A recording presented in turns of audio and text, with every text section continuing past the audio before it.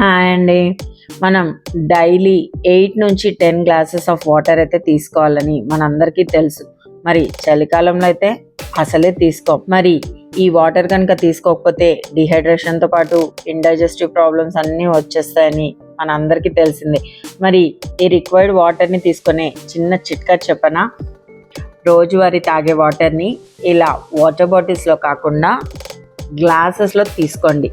And that ఇలా transparent గ్లాస్లో తీసుకోండి. ఎందుకంటే ఒక్క గ్లాస్ ఆఫ్ వాటర్ని మనం మొత్తం తాగుతున్నామా ఉంచేస్తున్నామా అనేది ఈ ట్రాన్స్పరెన్సీ మనకు చెప్పేస్తుంది. అంతేకాకుండా ఇప్పుడున్న మన బిజీ స్కెడ్యూల్కి 10 గ్లాసెస్ ఆఫ్ వాటర్ తాగాలన్న ధ్యాస కూడా మనకు ఉండదు.